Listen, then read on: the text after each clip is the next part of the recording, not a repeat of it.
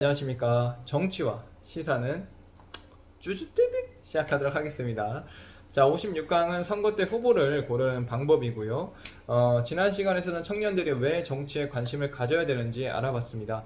그래서 오늘은 이제 또 선거철이 되면 누구나 한 번쯤 고민하는 주제인 선거 때 후보를 어떻게 골라야 될까에 대한 기초적인 내용에 대해서 알려드리도록 하겠습니다. 대한민국에선 대통령, 국회의원, 도지사, 시장, 군수, 구청장, 시의원, 도의원 등을 선거로 뽑죠. 그런데 후보가 여러 명 나오면 누구를 선택해야 할지 고민이 됩니다. TV 토론을 봐도 어렵고요. 공약집은 너무 길고요. 뉴스를 봐도 헷갈릴 수 있습니다. 그렇다면 후보를 판단할 때 무엇을 봐야 될까요? 첫 번째, 공약을 살펴보는 것입니다. 공약은 후보가 당선되면 하겠다는 약속입니다. 예를 들어서 교통 문제 해결, 일자리 창출, 복지 확대, 지역 개발, 교육 개선 등이 공약이 될 수 있습니다. 하지만 공약은 단순히 많이 한다고 좋은 것이 아닙니다. 실현 가능성이 있는지도 살펴봐야 됩니다. 예를 들어서 예산이 부족한데 엄청난 사업을 약속한다면 실제로 실현하기 어려울 수도 있습니다. 그래서 무엇을 하겠다뿐만 아니라 어떻게 하겠다도 중요한 것입니다.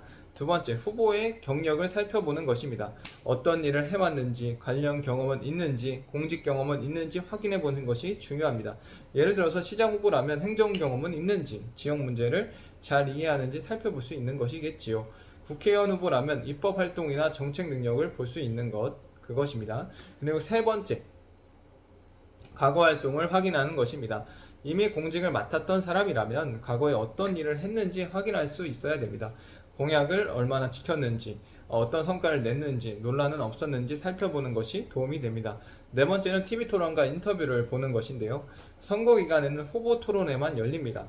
토론을 보면 후보가 어떤 생각을 가지고 있는지, 문제를 어떻게 해결하려는지 알 수 있습니다. 근데 단순히 말솜씨만 보는 것이 아니라 정책 내용도 함께 살펴보는 것이 중요합니다.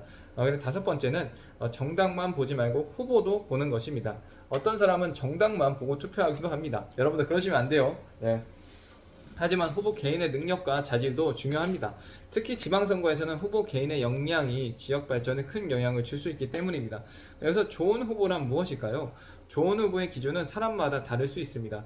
하지만 일반적으로 정직성, 책임감, 정책 능력, 소통 능력, 공약 실천 의지 등을 중요하게 봅니다. 그래서 결국 유권자 스스로 판단해야 됩니다. 그럼 왜 중요한가? 이게 선거, 투표. 민주주의에서는 국민이 대표자를 선택하기 때문에 중요한 것입니다. 그리고 선출된 사람들은 법을 만들고요, 예산을 결정하고요, 정책을 집행합니다. 즉, 우리의 선택이 국가와 지역의 미래에 영향을 주는 것이라는 것입니다. 그래서 학교 회장을 뽑는다고 생각했을 때 친구라는 이유만으로 뽑을 수는 있겠지만 어떤 공약을 내세웠는지 실제로 일을 잘할 수 있는지 살펴보는 것이 더 중요할 수 있다는 것입니다. 선거도 마찬가지입니다.